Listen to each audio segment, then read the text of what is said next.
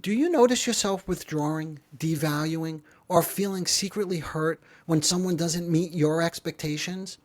What if the behaviors that many people simply label as narcissistic, selfish, or manipulative are actually shaped by deeper, unconscious emotional patterns? Hello everyone, welcome to the Narcissism Decoder. I'm Dr. Anthony Mazzella.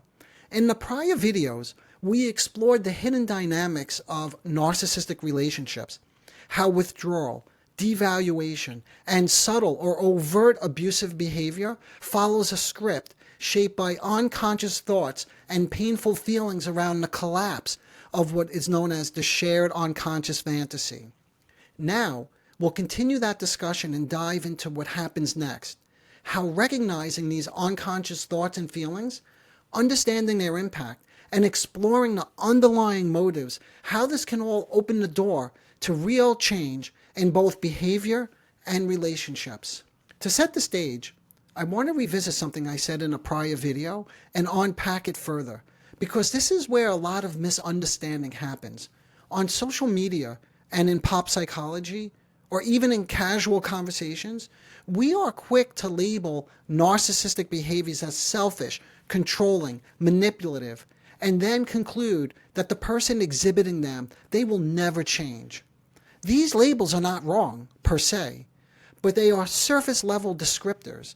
They point out what's happening externally, not why it's happening internally. And when we stop at labels, it's no wonder people feel stuck, hopeless, or convinced that change is impossible.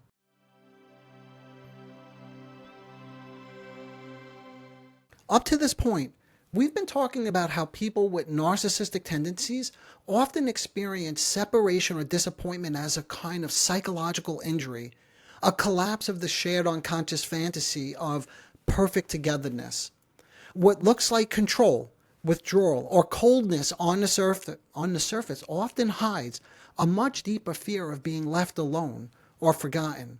So, to bring that idea to life, let me revisit an example that captures this dynamic in action. In a prior video, I demonstrated how unconscious thoughts and fantasies can distort reality during a moment of conflict. I said something like this: so in these moments, if I were inquiring, for example, when your wife retired to the bedroom early, did you think about checking in with her? I suggested that if I asked that question, I might hear something like this: who gives a shit about what's happening with her? I'm not concerned about her problems. Why would I want to hear her complain when I have my own problems? What I want to highlight here is that, on the surface, this response looks like selfishness and hostility, and it can be incredibly off-putting to hear someone think and talk about his wife in this way. But when we listen from a psychodynamic perspective, we begin to hear something else. Not just anger, but a defense against vulnerability. This is where the deeper work begins, recognizing that behind the anger or dismissal is a person reacting to the collapse of an interfantasy, perhaps the loss of that illusion of unity, where the other existed only to meet his needs. But underneath the man's knee-jerk, angry reaction to my question, we slowly began to see that he was reacting to something else. So what is this something else? What exactly is being defended against when someone lashes out, withdraws, or devalues the person that they love?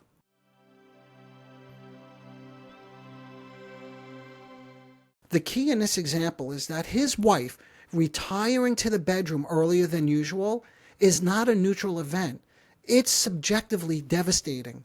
Her absence triggers a deeply internalized pattern.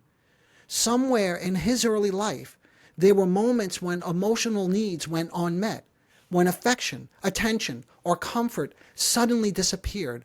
Those experiences don't just vanish. They live on, waiting to be reactivated. So, when even small separations occur, they could feel catastrophic. A minor disappointment, a delay, or a tired tone of a voice, right? That can provoke intense withdrawal or anger. From a psychodynamic perspective, these reactions are defenses, automatic attempts to protect the self from unbearable feelings of helplessness, vulnerability, or rejection, for instance. Here's the complicated part. Most people around you will never see those more fragile feelings. In those moments, what they see is the defense, the attack, the withdrawal, the passive-aggressive silence, or the quiet grudge. Labeling someone as narcissistic, selfish, or controlling only identifies what's happening, not why it's happening. To move toward meaningful change, we need to ask, what is driving this outrageous behavior?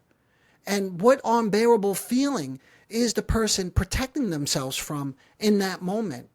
Now, you might be wondering, wait a minute, are you saying that my wife or my husband or parent isn't just being selfish or mean? Or perhaps more uncomfortably, are you saying I'm not just a selfish bastard? That's a phrase I've heard countless times, often from people who've been labeled or called names so often that they start to internalize it, they start to believe it themselves. If we can stop moralizing the behavior and start understanding it, something new becomes possible.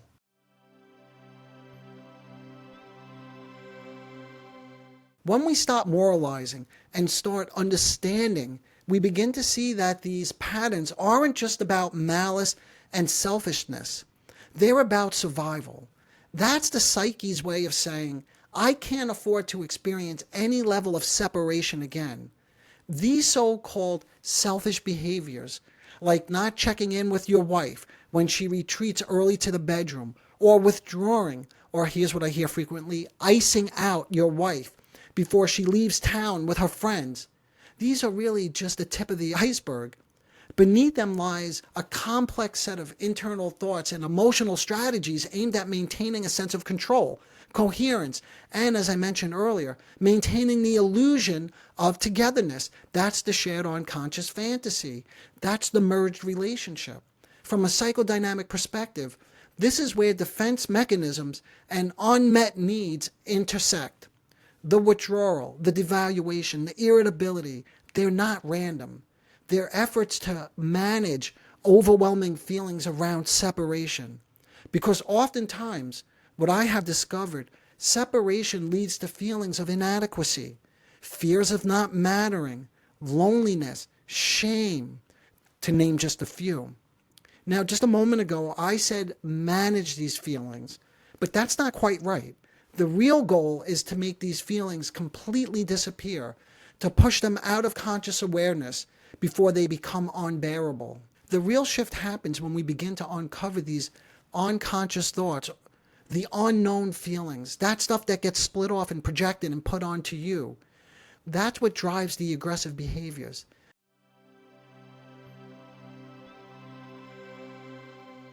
In narcissistic relationships, when there's a constant shaming, humiliation, or passive-aggressive withdrawing, the real change begins to take hold when we see how reality and fantasy collide. When these inner and not yet conscious thoughts and feelings around the collapse of the unconscious shared fantasy, the illusion of togetherness, are brought to light and taken into account, it becomes possible to explore the situation in a far more nuanced way. So in other words, as we begin to understand the importance of this shared togetherness, right, then we can look at the nuances behind it. Let me say that a little differently.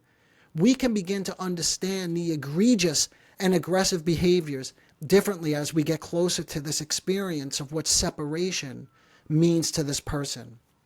In this example that we're following, his behavior is not just about acting hostile, cruel, manipulative, and neglectful. Those behaviors are an enactment of a deeply entrenched fantasy system. In this light, his withdrawal, devaluation, or harsh way he treats his wife is not seen as just he's an idiot or he's a manipulative narcissist, but is also seen as an attempt to maintain an internal sense of omnipotence and avoid the unbearable what? The unbearable what? You see, we don't know what. That's the whole point of him acting this way. But close exploration with these individuals typically reveals shame, disappointment, or feelings of loss that arise when the fantasy of togetherness, what I call the perfect union, is threatened in any subtle way. Most importantly, if you yourself have been accused of manipulation or emotionally withdrawing, paying attention to what preceded your emotional outburst could potentially open the door to genuine development.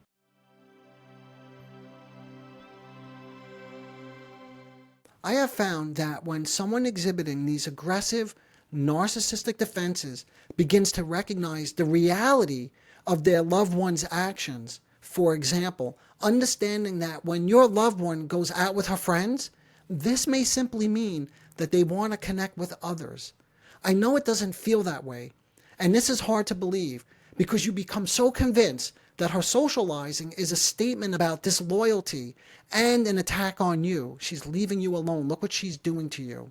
But if you can begin to see an alternative reality, if you can imagine there's another way to interpret her socializing with friends, the sense of persecution can lessen. In other words, the sense of, look at what she's doing to me, or she's leaving me, begins to diminish. This new awareness allows guilt over your ruthless actions to transform into regret, fostering remorse and a desire to make amends, rather than fueling anger or the impulse for revenge. Can you imagine that? Remorse and regret instead of revenge, in other words, punishing her because she went out with her friends or left for a long weekend. I know there's still so much more to say about this, especially about how we can help someone move from revenge to regret.